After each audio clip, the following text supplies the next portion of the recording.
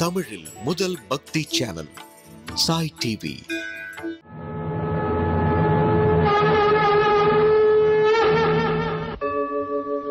यदा यदा हि धर्मस्य ग्लानिर्भवति भारत अभ्युत्थानम् अधर्मस्य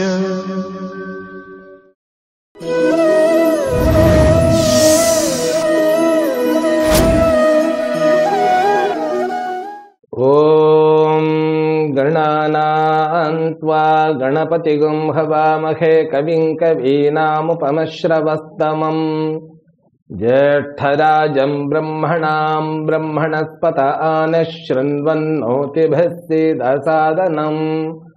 ओम श्री महागणाधिपतये नमो नमः। ओम प्रपन्न पारिजाताय तोत्रवेत्रैकपाणये ज्ञानमुद्राय कृष्णाय गीतामृतदुहे नमः। ओम मूर्ति एल्लाम वाळीं एंगल मोन गुरुवाळीं अरुள் வார்த்தை என்றும் வாழீம் அன்பர் வாழி பராபரமே। ஓம் சர்வேभ्यो சத்குருभ्यो நமோ நமः। ஹரி ஓம்.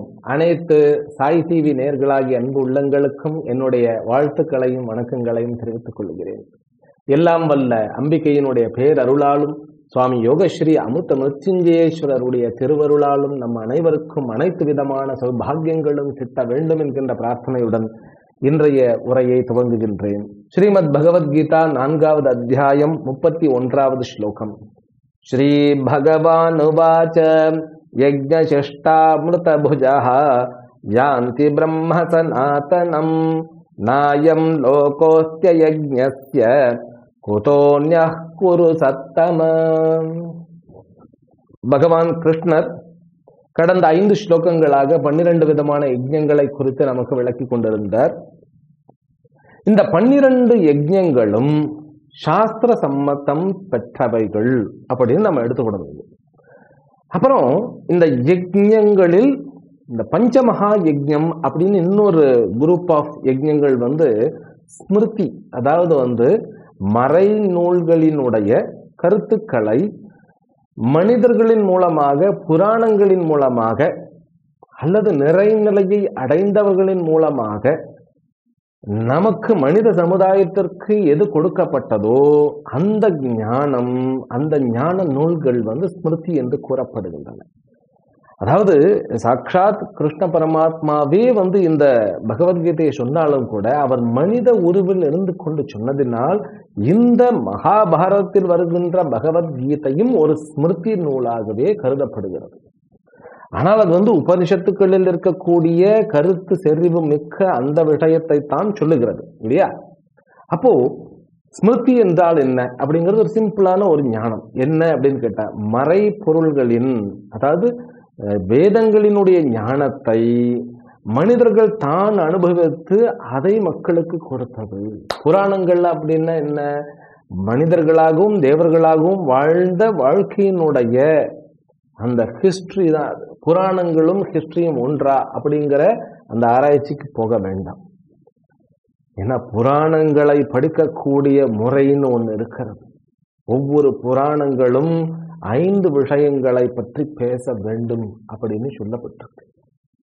அந்த 5 விஷயங்களில் புராணங்கள் சிருஷ்டியை பற்றி பேச வேண்டும், பிரளயத்தை பற்றி பேச வேண்டும், பிறகு இந்த மனிதனுடைய ஹிஸ்டரி, அதாவது ஆரம்ப காலத்திலிருந்து வரக்கூடிய இந்த வம்சத்தை பற்றி பேச வேண்டும் அப்படின்னு சொல்லி, பிறகு இறைவனை பற்றி பேச வேண்டும், மோட்சத்தை பற்றி பேச வேண்டும். இதெல்லாம் நிறைய கண்டிஷன்ஸ் எல்லாம் இருக்கிறது. அப்ப புராணத்தை ஒரு எஸ்டாப்ளிஷ் பண்ணணும் அப்படின்னா அதற்கு இவ்வளவு கண்டிஷன்ஸ். அந்த புராணங்களை படிக்க வேண்டும் என்றால் அதற்கும் சில கண்டிஷன்ஸ் இருக்கு. எந்த மாதிரியான மன நிலையினுடன் நம்ம புராணத்தை படிக்கிறது அப்படிங்கிறதுல அதுல ஒரு சில விஷயங்கள்லாம் இருக்கிறது. நம்ம என்ன படிக்கிறோம், ஹிஸ்டரியை எப்படி படிக்கிறோம், ஹிஸ்டரிக்காகவா படிக்கிறோம்? நம்ம இப்பெல்லாம் ஹிஸ்டரின்னு சொல்றது இல்லை. எனக்கு தெரிஞ்சு வந்து சோசியல் சயின்ஸ், சமூக அறிவியலா மாற்றிட்டாங்க, அப்படிதான் நினைக்கிறேன். அப்ப இந்த சமூக அறிவியல் மூலமாக நம்ம எதை படிக்கிறோமோ அந்த ஞானங்களுக்காக படிக்கிறோமான்னு கேட்டா இல்லை, நமக்கு மார்க் தேவைப்படுறது, அதனால வந்து அதை படிக்கிறோம் இல்லையா? ஆனா புராணங்கள் அப்படி அல்ல. நிலையை அடைவதற்கும் மனிதன் தன்னுடைய வாழ்க்கையில் பக்குவத்தை எய்துவதற்கும் படிக்கப்பட வேண்டிய, படிக்கப்பட்டு வாழ்க்கையில் கடைபிடிக்கப்பட வேண்டிய ஞானம் அவைகள் எல்லாம். சரியா? அப்படிப்பட்ட புராணங்களிலும் ஸ்ரீ லலிதா சகஸ்திரநாமம் வந்து புராணங்களிலிருந்து தான் நமக்கு கிடைக்கிறது. பிரம்மாண்ட புராணம் அப்படிங்கிற புராணத்திலிருந்து தான் நமக்கு ஸ்ரீ லலிதா சகஸ்திரநாமம் அப்படிங்கிற ஒரு அரிய பெரிய ஒரு கிஃப்ட். சண்டி ஹோமத்தில் சண்டி ஆகுதி மந்திரங்களாக சொல்லப்படுகின்ற தேவி மகாத்மியம் என்பதும் மார்க்கண்டேய புராணத்திலிருந்து தான் நமக்கு கிடைத்திருக்கிறது. தேவி மகாத்மியமும் 700 ஸ்லோகங்களை கொண்டது. அதனாலதான் அதற்கு வந்து சப்தசத்தின்னு வடநாட்டுல பெயர். சப்தசத்தின்னாக்கா 700 ஸ்லோகங்களை கொண்டதுன்னு அர்த்தம். அப்ப பகவத்கீதையும் 700 ஸ்லோகங்கள் கொண்டது, தேவி மகாத்மியமும் 700 ஸ்லோகங்களை கொண்டது. இந்த பகவத்கீதை வேதாந்த விஷயங்களை பற்றி பேசுகிறது, தேவி மகாத்மியத்தில் அசுர வதங்களை பற்றி பேசுகிறது. கிட்டத்தட்ட இரண்டுமே ஒரே மாதிரியான நூல்கள் தான். அசுர வதம் என்றால் அஞ்ஞானத்தை வதை செய்வது என்பது பொருள். வேதாந்தம் என்பதும் நம்மிடம் இருக்கக்கூடிய அஞ்ஞானத்தை வதைதான் செய்கிறது. அதனால இரண்டுமே ஈக்குவல்னு சொல்லி அந்த பாஸ்கரராயர்னு ஒருத்தர் பாஷ்யம் பண்ணியிருக்கார். லலிதா சகஸ்ரநாமத்துக்கு அவர் பாஷ்யம் பண்ணியிருக்கார். அவர் ஒரு இடத்துல சண்டி ஹோமத்தினுடைய, அதாவது சண்டி மந்திரங்களை பற்றி சொல்லும் பொழுது இத விஷயங்களை சொல்றார். மந்திரங்களுடைய மகிமைகளை சொல்லும் பொழுது சொல்லுகிறார். அவர்தான் மந்திரத்திலேயே நிறைய வந்து பிண்டம், கர்த்தரி, பிறகு வந்து பீஜம், மந்திரம், மாலான்னு சொல்லி மந்திரங்களையே வந்து 5 வகைகளாக பிரிக்கின்றார். அவைகளை நாம் எதிர்காலத்தில் லலிதா சகஸ்ரநாமத்திற்கு அர்த்தம் பார்க்கும் பொழுது பார்க்கலாம். அது வரைக்கும் நம்ம பகவத்கீதை வந்து முழுமையா படிப்போமே. லலிதா சகஸ்ரநாமம் பாராயணம் பண்ணினாலே போறோம். லலிதா சகஸ்ரநாமம் பாராயணம் பண்றதுனால வரக்கூடிய மகிமைகளுக்கே முதல்ல ஒரு 100-150 கிளாஸஸ் எடுக்கணும். நம்ம லலிதா சகஸ்ரநாமத்தினுடைய பலசுருத்தியை போய் பாருங்களேன். பலசுருத்தி வந்து லலிதா சகஸ்ரநாமத்துக்கு ஈக்குவலாகவே இருக்கும். இன்னும் சொல்லப்போனா திரிசத்தியினுடைய ஸ்லோகங்கள், திரிசத்தி மந்திரங்கள் வந்து அந்த ஸ்லோகங்களாக கொடுக்கப்பட்டிருக்கின்றன. அவைகள் ஏதோ 80 ஸ்லோகங்கள் தான் நான் நினைக்கிறேன். ஆனால் அவைகளுக்கு பலஸ்ருதி என்கின்ற அந்த ஸ்லோகங்கள் வந்து இந்த 80 மந்திரங்களோட கடந்திருக்கும். லலிதா சகஸ்ரநாமம் என்பது ஒரு மாபெரும் அற்புதம், நமக்கு ஸ்மிருதியிலிருந்து தான் கிடைத்திருக்கிறது. அதே போல தேவி மகாத்மியம், ஸ்ரீமத் பகவத்கீதா, குரு கீதா, உத்தவ கீதா, இவைகள் அத்தனையுமே வேதத்தை புடம் போட்டு மக்களுக்கு கொடுப்பவைகள். அப்படி அந்த ஸ்மிருதிகளில் 5 விதமான யஜ்ஞங்கள், அவைகள் மகா யஜ்ஞங்கள் என்று கூறப்படுகின்றன. அந்த 5 விதமான டிவிஷன்ஸ் என்ன அப்படின்னு சொல்லி நம்ம புரிஞ்சுக்கிடுவோம். அதன் பிறகு அந்த 5 மகா யஜ்ஞங்களுக்கும் இப்பொழுது சொன்ன 12 யஜ்ஞங்களுக்கும் என்ன சம்பந்தம் அப்படிங்கிறத பார்ப்போம். சரியா? அப்போ இந்த 5 மகா யஜ்ஞங்கள் என்பது என்ன அப்படின்னு கேட்டா ரொம்ப சிம்பிள்.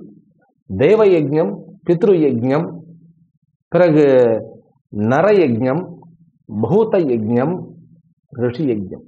நம்ம இப்படி சீக்வன்ஸ் பண்ணிக்கலாம். முதல்ல வந்து தேவ யஜ்ஞம், ரிஷி யஜ்ஞம், பித்ரு யஜ்ஞம், நர யஜ்ஞம், பூத யஜ்ஞம். தேவர்களுக்கு பிறகு, அதாவது வந்து தேவதைகளுக்கு பிறகு ரிஷிகள், ஏன்னா ரிஷிகளும் தேவர்களுக்கு நிகரானவர்கள் இல்லையா? பிறகு ரிஷிகளுக்கு நிகரானவர்கள் நம்முடைய பித்ருக்கள், தாய் தந்தையருக்கு வழி வரக்கூடிய முன்னோர்கள் பித்ருக்கள். பிறகு நாம் நரர்கள் அப்படின்னாக்கா மனிதர்கள், சக மனிதர்கள். பிறகு பூதம்னாக்கா அத்தனையுமே வந்துடும். மரம், செடி, கொடி, விலங்குகள் அத்தனையுமே பூதங்கள்ல வந்துடும். இந்த 5 யஜ்ஞங்களும் இந்த 5 வகையினருக்காக செய்யப்படுவது. இப்ப தேவ யஜ்ஞம் அப்படின்னு சொல்றது என்ன அப்படின்னா, தேவதைகளினுடைய பூஜையை முறைப்படி செய்வதே தேவ யஜ்ஞம் என்று கூறப்படுகிறது. தேவ யஜ்ஞம் அப்படின்னா இந்த தேவர்களுக்கு செய்ய வேண்டியது. ஒவ்வொரு ஃபேமிலியிலையுமே நமக்கு குலதேவதா வழிபாடு அப்படின்னு ஒன்று உண்டு. அந்த குலதேவத்தையினுடைய வழிபாடுகளை எந்த குடும்பம் மிகச்சரியாக தவறாமல் கடைபிடித்து வருகின்றதோ அந்த குடும்பத்தை பார்த்தாலே தெரியும், பிரச்சனைகள் எல்லாம் எவ்வளவு வந்தாலும் அது மழை போல வந்தாலும் பனி போல நீங்கி விடும். குலதேவதா வழிபாடு, இஷ்ட தேவதா வழிபாடு, பரதேவதா வழிபாடு. ஊருக்குள்ள ஒரு கோயில், வீட்டுல ஒரு கோயில், தன்னுடைய இஷ்டமூர்த்தின்னு ஒருத்தர், அப்புறம் ஊருக்கு பொதுவாக இருக்கக்கூடிய கோயில், நம்முடைய பரம்பரையில் வரக்கூடிய குடும்பமாக, அதாவது தந்தை மகன் தந்தை மகன் தந்தை மகன் சொல்லி இப்படி வழி வழியாக வரும் பொழுது அவர்கள் வழிபட்ட அந்த குலதேவதைகள் எல்லாருக்குமே ஒரு குலதேவத்தான்னு ஒண்ணு இருக்கும். அந்த குலதேவத்தை சில பேருக்கு பெக்யூலியரா இருக்கும். இப்ப எங்களுக்கெல்லாம் ஐயனார் தான் குலதேவதை. எப்படி? அப்ப ஐயனார் குலதேவத்தை அப்படிங்கும் பொழுது அதை வேற ஒரு அந்த வகைப்பட்ட மனிதர்கள் அதை வழிபாடு பண்ணிட்டு இருக்காங்க ஸ்ரத்தையா. அப்ப நாமும் போய் அது எவ்வளவு ஒரு ஒரு ஒரு காம்பினேஷன் பாருங்களேன். அப்போ வேதங்களை ஓதுகின்ற அந்த வகையினர்களுக்கு ஐயனார் குலசுவாமி. அப்ப அதுல என்ன சமத்துவம் இருக்கிறது பாருங்களேன். ஒரு குலத்தையே வழி நடத்தக்கூடிய அந்த தெய்வத்தை ஐயனார் வேதங்களை ஓதி வேதங்களை படித்து வேத பட்டன பாட்டங்களுடன் அந்த வேத கிரமங்களை யக்ஞயாக ஹோமங்களை முறைப்படி செய்து கொண்டு வருகின்ற ஒரு ஃபேமிலிக்கு ஐயனார் குலதேவதா அக்செப்டட். அதான் இந்த ஈக்குவானிமிட்டி, சமத்துவம் அப்படிங்கிறது. சரி, இந்த குலதேவதா வழிபாடு தவறாமல் செய்யப்படுவது. பிறகு தனக்குன்னு ஒரு இஷ்ட தேவதா, சில பேருக்கு தான் அமையும் தன்னுடைய இஷ்ட தேவதா, குலதேவதா, அப்புறம் என்னது பரதேவதா, எல்லாம் ஒரே தேவதையா அமையும். இப்ப நமக்கு ஸ்ரீ ராமபிரான் இஷ்ட தேவதை. ஆனா நம்மளுடைய ஃபேமிலியில வழிபடுறது சிவனை தான் வழிபடுவது. நம்ம சொல்லி கொடுக்கறது ஸ்ரீமத் பகவத்கீதா. அப்புறம் நம்ம பொதுவா நம்ம கோயில் கட்டி இருக்கிறது அம்பாளுக்கு கோயில் கட்டி இருக்கோம். இது அத்தனையுமே ஒன்றோடு ஒன்று தொடர்பு கொண்டவைகள். ஸ்ரீ லலிதா சகஸ்ரநாமத்தை யார் சொன்னார்கள் அப்படின்னு கேட்டா ஹயக்ரீவர் சாட்சாத் மகாவிஷ்ணுவை சொல்லி இருக்கின்றார். இவைகள்லாம் இந்த புராணங்கள், வேதங்கள், இதிகாசங்கள், இவைகள் எல்லாமே ஒன்றோடு ஒன்று தொடர்பு கொண்டவைகள். எங்கேயுமே கான்ட்ரடிக்ஷன் கிடையாது. அதனாலதான் யார் சொல்லிக் கொடுக்க முடியுமோ, ரொம்ப கிளியரா சொல்லி கொடுக்க முடியுமோ அவா மூலமா நம்ம கத்துக்கணும். பரம்பரையில வந்திருக்கணும், இல்லைன்னா கிளாரிட்டி கிடைக்காதுன்னு போயிடும். அதுதான் இவர் அந்த பஞ்சமகா யஜ்ஞங்கள் அப்படிங்கிறது இந்த ஸ்மிருதிகளினுடைய சாரங்கள். அவைகளில் முதல் யஜ்ஞம் தேவ யஜ்ஞம். பூஜை புனஸ்காரங்கள், யஜ்ஞ யாகங்கள், மந்திர ஜபங்கள். தனக்குன்னு ஒரு மந்திர ஜபம் வேணும். மனுஷனா பிறந்துட்டியா ஒரு மந்திரத்தோட வாழணும். ஒரு தீட்சை தீக்ஷா மந்திரம்னு ஒண்ணு தேவை, இஷ்ட தேவத்தான்னு ஒரு தேவை. நம்ம வெளிப்படையா நமக்கு புறத்தில் இருக்கக்கூடிய மக்கள் எத்தனை பேர் இருக்கிறார்கள் அப்படின்னு நம்ம எப்ப பார்த்தாலும் எடை போட்டுக்கிட்டே இருப்போம். நமக்கு ஒரு பவர்ல இருக்கிறவர் ஒருத்தர் துணையா ஃப்ரெண்டா இருக்கணும். பிறகு என்னன்னு கேட்டா பணக்காரர் ஒருத்தர் நமக்கு ஒரு செல்வந்தராக இருக்கக்கூடியவர் ஒருத்தர் நமக்கு ஃப்ரெண்டா இருந்தா நமக்கு கன்வீனியன்ட். அப்ப பதவிக்குன்னு ஒருவர், செல்வந்தராக இருக்கக்கூடிய ஒருவர், பிறகு இன்ஃப்ளூயன்ஸ்டு செல்வாக்குடன் இருப்பவர் ஒருத்தர் இருந்தாருன்னா அது இன்னும் கொஞ்சம் வசதி. பிறகு என்ன, நம்மீது அன்பு கொண்டு நமக்காக எதையும் செய்பவர்கள் இருக்க வேண்டும் அப்படின்னா அப்படி இருக்கக்கூடியவர்கள் மேல நமக்கு ஒரு பிரீத்தியும் அன்பும் பற்றும் வரும். இப்ப இப்படி எல்லாம் பார்த்து பார்த்து நம்ம சொசைட்டில ஃப்ரெண்ட்ஷிப்பை சேர்க்கிறோமே. வேதாந்தங்கள் என்ன சொல்லுகின்றது, வேதங்கள் என்ன சொல்லுகின்றன அப்படின்னா உனக்கு அவைகள் எல்லாம் செகண்டரி தான். முதலில் உனக்கு தேவை இஷ்ட தேவதாவினுடைய ஃப்ரெண்ட்ஷிப். நான் ஃப்ரெண்ட்ஷிப்னே சொல்றேனே, ஃப்ரெண்ட்ஷிப், நட்பு, இஷ்ட தேவத்தையோட ஒரு தொடர்பு. அந்த தொடர்பு அது இறைவனை தோழனாக மதிக்கலாம், இறைவனை தந்தையாக பார்க்கலாம், குருவாக ஏற்கலாம். பிறகு என்ன, இறைவனாகவே பாவிக்கலாம். இறைவனை பிள்ளையா கூட பார்க்கலாம், தன்னுடைய பிள்ளையா பார்க்கலாம். இவைகள் எல்லாம் சாஸ்திர சம்பந்தமான நவதா பக்தின்னு சொல்லி நாரதர் சொல்லியிருப்பார்ல. அந்த இறைவனுடன் தொடர்பானது எப்படி ஏற்படும்? இறைவனுடைய மந்திரத்தை தீட்சையாக வாங்குவதன் மூலமாக, பூஜை புனஸ்காரங்களின் மூலமாக, இறைவனுடைய வடிவத்தில் நம்முடைய மனதை நிறுத்துவதன் மூலமாக இறைவனை பற்றி இருக்கக்கூடிய பாடல்கள், ஸ்லோகங்கள், மந்திரங்கள் இவைகளை பாராயணம் செய்வதன் மூலமாக நாம் இறைவனோடு இருக்க முடியும், இறைவனை வழிபட முடியும். இதுதான் தேவ யஜ்ஞம் என்று கூறப்படுகிறது. பிறகு ரிஷி யஜ்ஞம் என்றால் என்ன? ரிஷிகள் நம்முடைய ஒவ்வொருவருக்குமே கோத்திரம்னு ஒன்று இருக்கு இல்லையா? நாம் ஒரு ரிஷியினுடைய பரம்பரையில் வருகின்றோம். பாரத்வாஜ கோத்திரம், வசிஷ்ட கோத்திரம், அத்ரி கோத்திரம், அத்ரி மகரிஷி கோத்திரம், கஷ்யப கோத்திரம், நிறைய, அதாவது அந்த ரிஷிகளினுடைய பரம்பரையில் நாம் அப்படிங்கிறதுக்கு இதை விட வேற என்ன எவிடன்ஸ் வேணும்?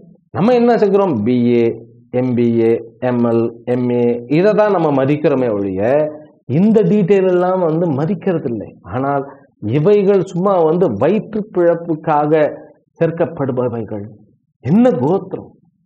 கோத்திரத்தை வச்சுட்டு தாரதமியம் பாலிடிக்ஸ் பண்றதில்லை இங்க நோக்கம். கோத்திரம் நம்மளுடைய ஐடென்டிபிகேஷன்ஸ். நம்ம எந்த பரம்பரையில வந்துட்டு இருக்கோம், என்ன மகத்துவங்களை, என்ன பெருமைகளை நாம் கொண்டிருக்கின்றோம் அப்படின்னு சொல்லி நமக்கு புரிய வேண்டும் என்றால் அந்த கோத்திரத்தினுடைய ரிஷி யார் என்பது பார்க்க வேண்டும். அந்த ரிஷி என்னெல்லாம் கொடுத்திருக்காருன்னு பார்க்கணும். அந்த ரிஷி உலகத்திற்கு என்ன கொடுத்திருக்கின்றார், அவருடைய ஒர்க் என்ன, அவருடைய அந்த படைப்பு என்ன, அந்த படைப்பு நம்ம புரிந்து கொண்டிருக்கின்றோமா, அந்த படைப்பு நமக்கு முதல்ல தெரிகிறதான்னு பார்க்கணும். அதை அந்த படைப்புகளை படித்து புரிஞ்சுட்டு நம்முடைய முன்னோர்களையும் நம்முடைய பாரம்பரியத்தையும் உணர்ந்து அந்த பாரம்பரியத்தில் வரக்கூடிய அந்த செல்வங்களை போற்றி பாதுகாக்க வேண்டும். போற்றி பாதுகாக்க வேண்டும் என்றால் என்ன? அந்த ஸ்லோகங்களையும் நூல்களையும் நாம படித்து புரிந்து அடுத்த சந்ததியினருக்கு நாமும் பயனுற்று நம்முடைய அந்த வருகின்ற சந்ததிக்கும் கொடுக்க வேண்டும். அதுதான் ரிஷி யஜ்ஞம். அதனாலதான் பகவத்கீதை படிக்கிறோமா, அது சாட்சாத் பகவானே ஒரு ரிஷியாக இருந்து சொன்னார். இதை யார் நம்ம வேதவியாசர் நமக்கு வழிவகை செய்து கொடுத்திருக்கின்றார். எழுதியது யார் என்று கேட்டால் சாட்சாத் மகா கணபதி. ஆகவே இது நம்ம அனைவருக்கும் சொந்தம். டெய்லியும் தினந்தோறும் ஒரு 10 ஸ்லோகத்தை எடுத்து படிச்சுட்டு அதனுடைய அர்த்தத்தை முடிக்கணும். அதற்கு முன்பு ஸ்தோத்திரங்கள். ஸ்தோத்திரங்கள் என்பது போற்றின்னு தமிழ்ல சொல்றோம் இல்லையா, போற்றி அப்படின்னு சொல்றோம் இல்லையா, அதுதான் ஸ்தோத்திரம். துதியினால் போற்றின்னு அர்த்தம். போற்றுதல், இறைவனை துதிப்பதற்கென்று உருவாக்கப்படுவது ஸ்தோத்திரங்கள். அந்த ஸ்தோத்திரங்கள்ல கொஞ்சம் படிக்கணும். அது யார், எந்த ரிஷி என்கின்ற அந்த ரிஷி சந்தஸோட படிக்கணும். சில இடத்துல நான் பார்த்திருக்கேன், தட்சிணாமூர்த்தி ரிஷி அனுஷ்டுப் சந்தா. தட்சிணாமூர்த்தி ரிஷி சொல்லப்போனா ஸ்ரீவித்யா 2 ரிஷிகளை கொண்டது. ஒன்று நம்ம சொல்லுவோம் ஸ்ரீ மேதா தட்சிணாமூர்த்தி ஒரு ரிஷி, இன்னொன்று சாட்சாத் மகாவிஷ்ணுவே ஒரு ரிஷி. அப்படி ஒவ்வொரு மந்திரங்களுக்கும் ஒவ்வொரு ஸ்தோத்திரங்களுக்கும் ரிஷி யார் என்பது தெரிந்து அந்த ரிஷிகளுக்கு மதிப்பு கொடுத்து அந்த விஷயங்களை நம்முடைய வாழ்க்கையில் கடைபிடித்து ஒரு தீட்சையை வாங்கி அந்த தீட்சையுடனும் அந்த இஷ்ட தேவத்தையுடனும் பிறகு அதனுடன் சேர்ந்த அந்த சாஸ்திர நூல்களுடனும் நம்முடைய வாழ்க்கை இருந்தா இன்செக்யூரிட்டியா வராது. நான் சொல்றேனே, நோ இன்செக்யூரிட்டி அட் ஆல். நம்மளுடைய சொசைட்டியில ஒரு பாதுகாப்பு இன்மை என்கின்ற உணர்வே கிடையாது. மனோ தத்துவ மேதைகளே தேவையே இல்லை. மனோ தத்துவ மேதைகள்னு நான் சொன்னது மாற்றி சொல்லிட்டேன். மனோ தத்துவ, அதாவது மனநோய்க்கு உண்டான டாக்டர்ஸே தேவையில்லை. எப்படி மனநோய் வரும்?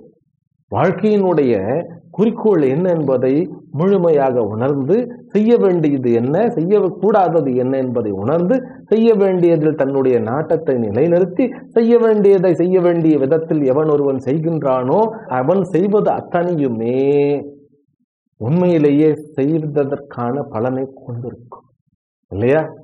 பலன் கிடைச்சிடும். அந்த பலனை எப்படி பார்க்க வேண்டும் என்கின்ற அந்த ஒரு பக்குவமும் ரிஷிமார்கள் கொடுத்து விடுகிறார்கள். அதனாலதான் சாஸ்திரத்தை பயிலுவது ரிஷி யஜ்ஞம் என்பது கூறப்படுகிறது. ஸ்வாத்யாய ஆன்மா பிரமதா சொல்லப்பட்டிருக்கு இல்லையா? மாத்ருதேவோ பவ, பித்ருதேவோ பவ, ஆச்சாரிய தேவோ பவ, அதிதி தேவோ பவ. இதெல்லாம் எங்க சொல்லப்பட்டது? வேதங்களில் தான் சொல்லப்பட்டது. இந்த ஸ்வாத்தியாயத்தை நீ மறந்துடப்படாது. ஸ்வாத்தியாயம்னா என்ன? நமக்கு இந்த ஜென்மத்தில் நம்மளுடைய ஐடென்டிட்டியை கொடுத்த பெற்றோர்கள் எந்த பரம்பரையில் வருகின்றார்கள், பரம்பரையில் வருகின்றார்கள் என்பதை தெரிந்து கொண்டு அந்த ரிஷியினுடைய படைப்புகளை கடைபிடித்து நம்முடைய சந்ததிகளையும் காக்க வேண்டும். அது ரிஷி யஜ்ஞம். அப்ப தேவ யஜ்ஞம் முடிஞ்செடுத்து, ரிஷி யஜ்ஞம் முடிஞ்செடுத்து, பித்ரு யஜ்ஞம். பித்ரு யஜ்ஞம் அப்படின்னா என்ன? பித்ருக்களை கொண்டு போய் அழகா ஹோம்ல வச்சுட்டு, அதுக்கு பேர் ஹோம். இப்போ ஓல்ட் ஏஜ் ஹோம் எல்லாம் இல்லை, ஹோம், பியூட்டிஃபுல் ஹோம். ஒரு இடத்துல நான் அப்படிதான் பார்த்தேன், ஹோம் பியூட்டிஃபுல் ஹோம். அங்க உள்ள போய் பார்த்தா ரொம்ப கஷ்டமா இருக்கு. என்ன ஒரு தடவை ஒரு டாக் கொடுங்க அப்படின்னு சொல்லி கேட்டான். எனக்கு சந்தோஷம். ஏன்னா சின்ன வயசுலதான் நிறைய டீவியேஷன். நம்ம மக்கள் வெளிமுகத்தன்மை, இந்த உலகம் அவளுக்கு ரொம்ப அட்ராக்டிவா இருக்கிறது.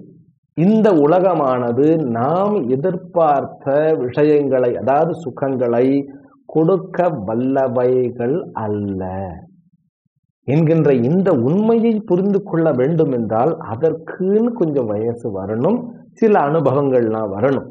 அதனாலதான் இளமையில் நமக்கு புரியறதில்லை. ஒரு 40 வயசுக்கு மேலதான் நமக்கு உலகமே வேற மாதிரி தென்படும். அது வரைக்கும் நான் சாதிச்சுடுவேன், கிழிச்சுடுவேன் அப்படின்னு தான் இருக்கும். கடைசியில் அப்புறம் நம்முடைய அளவுக்குட்பட்ட தன்மையை அப்புறம் தான் ஏற்றுக்கிட முடியும். வேதாந்தம் எந்த இடத்துலையும் ஸ்க்ரூ பண்றது இல்லை. வேதாந்தம் you can do it, do it, do it, நீ செய்ய முடியும், சாதிக்க பிறந்தவன், முறிக்க பிறந்தவன் அப்படின்னு எல்லாம் வேதாந்தம் எந்த இடத்துலையும் உங்களை ஒரு மயக்கத்துடன் கூடிய கிளர்ச்சியை உண்டு பண்ணுவதில்லை, கிளர்ச்சிக்காக தயார் பண்றதில்லை.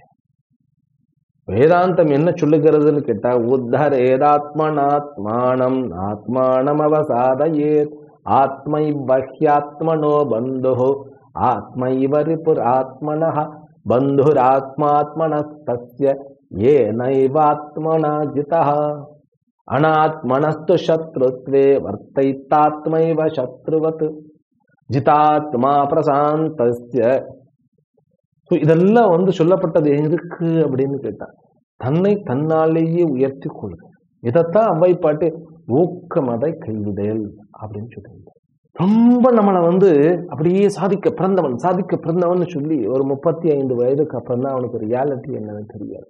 நான் நெகட்டிவா பேசுறேன். யதார்த்தத்தை பேசுவது என்பது நெகட்டிவ் ஆகாது. அப்போ உலகத்திற்குன்னு ஒரு அளவு இருக்கு.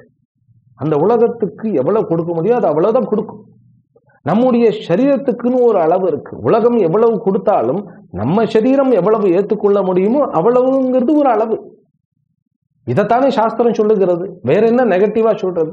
நீ எவ்வளவு சம்பாதிச்சாலும் உனக்கு தேவை 6க்கு 9 தானேப்பா, 3க்கு 9. 6க்கு 9 இங்க ஒரு பிளான் கேட்டார், அது 3க்கு 9. 6க்கு 9 ஒரு ஹோமகுண்டம் போடுறதுக்கு நம்ம பிளான் பண்ணிட்டோம். அப்போ நம்ம சரி 6க்கு 9ன்னா அது மட்டும்தான் இடமா, கொஞ்சமாவது கூட இருக்கணும் இல்லையா அப்படின்னாக்கா அந்த கொஞ்சம் எவ்வளவு, அந்த கொஞ்சம் எவ்வளவு? உனக்குன்னு ஒரு வீடு, உன்னுடைய குழந்தைகளுக்கு அத்தனை பேருக்கும் வீடு, உன்னுடைய வேலைக்காரங்கள் அத்தனை பேர்களுக்கும் வீடு, 2 கெஸ்ட் ஹவுஸ், ஒரு தோட்ட வீடு, போதும் இல்லையா? அந்த கொஞ்சம் இந்த அளவு போதுமா?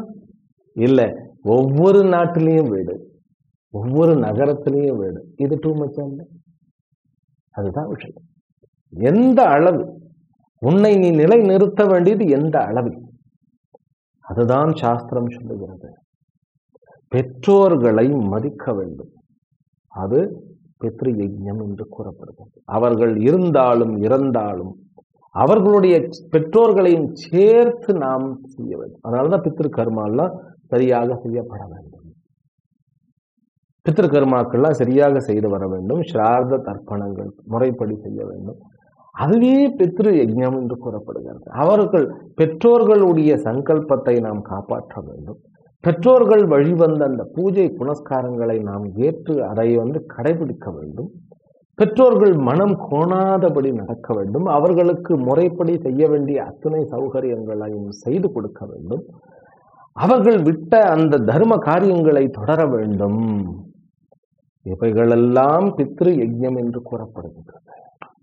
அப்ப தேவ யஜ்ஞம், ரிஷி யஜ்ஞம், பித்ரு யஜ்ஞம் ஆயிடுது, நர யஜ்ஞம். சக மனிதர்களை மதிக்க வேண்டும். முதல்ல தன்னைத்தானே மதிச்சுக்கணும். நான் மதிக்கிறேனே, என்னதான் நான் மதிக்கிறேனே அப்படின்னு கேட்டா, தனக்கு முக்கியத்துவம் கொடுப்பது வேறு, தன்னை மதிப்பது வேறு. அது இந்த வாழ்க்கையில ஒரு கட்டத்துக்கு மேலதான் அந்த செல்ஃப் ரெஸ்பெக்ட்ங்கிறதே வரும். முதல்ல இருக்கிறது செல்ஃப் ஈகோ வேற, செல்ஃப் ரெஸ்பெக்ட் வேற. ஈகோ வேற, நான் தான் சாதிக்க பிறந்தவன், என்னாலதான்ப்பா அது முடியும் அப்படிங்கிறது ஈகோ. செல்ஃப் ரெஸ்பெக்ட்னா எனக்கு உள்ளே இருக்கக்கூடிய இறைத்தன்மையை மதித்தல், தேவைக்கு அதிகமான உணவை கொடுத்து உடலை கெடுக்காமல் இருப்பது, உள்ளுக்குள்ள இருக்கக்கூடிய ஜீவனை மதிக்கிறது. சம்பாதிக்க வேண்டும், பிழைக்க வேண்டும் அப்படிங்கிறதுக்காக கண்டதை செய்யறது இல்லை. உள்ளுக்குள்ள அந்த சாட்சின்னு சொல்லுவாங்க இல்லையா, தமிழ்ல ஒரு நல்ல ஒரு வார்த்தை இருக்குது, மனசாட்சி அப்படின்னு. பாருங்க, மனசாட்சி, மனதிற்கே சாட்சியாக இருப்பதுதான் மனசாட்சி இல்லையா. அது நம்ம ஏதாவது தப்பு பண்ணினோம்னா அதுக்கு தெரிஞ்சுவிடும், கில்ட் வந்துடும், இந்த கில்ட் கான்சியஸ் வந்துடும். அது இல்லாம வாழணும். அதே போல அடுத்த மனிதர்களுக்கு ஒரு விளைவிக்காமல் மனித சமுதாயத்திற்காக நாம கான்ட்ரிபியூட்டரா ஏதாவது கொடுத்துட்டே இருக்க, அதுதான் நிறைய. ஒரு மனுஷன் தன்னுடைய சந்ததிகளுக்கும் தன்னுடைய சக மனிதர்களுக்கும் உதவிகரமாக, அதே போல அவர் கொடுக்கக்கூடிய பொக்கிஷங்கள் அனைத்தும் அனைவராலும் ஏற்றுக்கொள்ளப்படுபவர்களாக இருக்க வேண்டும். அப்படி பார்த்தா நம்முடைய ரிஷிகளும் ஞானிகளும் முனிவர்களும், ஏன் அறிவியல் வல்லுநர்களும், அதாவது எலக்ட்ரிசிட்டி கண்டுபிடித்தவர், புவியீர்ப்பு விசையை கண்டுபிடித்தவர், இந்த மாதிரி அறிவியல் வல்லுநர்களும் ரிஷிகளை சார்ந்தவர்கள் இந்த யந்திரங்களை கண்டுபிடித்தவர், அதாவது ஏரோப்ளேனை கண்டுபிடிக்கிறது, கார், பைக், இவைகளெல்லாம் கண்டுபிடிக்கிறது, இவைகள் அத்தனையும் கூட நம்முடைய வாழ்க்கையில் எவ்வளவு உபயோககரமாக இருக்கின்றன. அவர்களும் நம்முடைய சக மனிதர்கள் தானே, அவர்களையும் நாம் வழிபடுதல். அதே போல நாமும் நம்முடைய சக்திக்கு ஏற்ப இந்த உலகத்திற்கு கொடுக்க வேண்டிய விஷயங்களை கொடுத்து கொண்டே இருப்பது நரயஜ்ஞம் என்று கூறப்படுகிறது. அப்புறம் பூத யஜ்ஞம் அப்படிங்கிறது என்ன அப்படின்னு கேட்டா, மற்ற அனைத்து உயிர்களுக்கும் உதவிகரமாக பறவைகளுக்கு உணவிடுதல், விலங்குகளுக்கு உணவிடுதல், பிறகு மரம் செடி கொடிகளை வளர்த்தல், இயற்கையை பாதுகாத்தல், இவைகள் அத்தனையுமே பூத யஜ்ஞங்கள்ல வந்துடும். இப்ப இந்த 5 யஜ்ஞங்கள் ஸ்மிருதியினால் கூறப்பட்டவைகள். இந்த 5 யஜ்ஞங்களுக்கும் பகவான் சொன்ன இந்த 12 யஜ்ஞங்களுக்கும் தொடர்பு இருக்கின்றதா இல்லையா? இருக்கின்றது. எப்படி என்பதை நாம் அடுத்த தொகுப்பில் பார்ப்போம் என்று கூறி, எல்லாம் வல்ல அம்பிகையினுடைய பேரருளாலும் சுவாமி யோகஸ்ரீ அமிர்த மிருத்யுஞ்சயேஸ்வரருடைய திருவருளாலும் நம் அனைவருக்கும் அனைத்து விதமான லட்சுமி கட்டாட்சங்களும் ஞான நிஷ்டையும் கிடைக்க வேண்டும் என்கின்ற பிரார்த்தனையுடன் இந்த உரையை நிறைவு செய்கின்றேன். ஹரிஹி ஓம். ஸ்ரீ குருப்யோ நமோ நமः. ஓம் பூர்ணமதః பூர்ணமிதம் பூர்ணாத் பூர்ணமுதச்யதே பூர்ணஸ்ய பூர்ணமாதாய பூர்ணமேவாவசிஷ்யதே. ஓம் சாந்தி சாந்தி சாந்தி. ஹரிஹி ஓம். ஸ்ரீ குருப்யோ நமः. ஹரிஹி ஓம். சாய் டிவி நிகழ்ச்சிகள் உங்களுக்கு பிடிச்சிருக்கா? லைக் பண்ணுங்க, ஷேர் பண்ணுங்க, கமெண்ட் பண்ணுங்க, சப்ஸ்கிரைப் பண்ணுங்க. பக்கத்துல இருக்கிற பெல் சிம்பலை பிரஸ் பண்ணுங்க.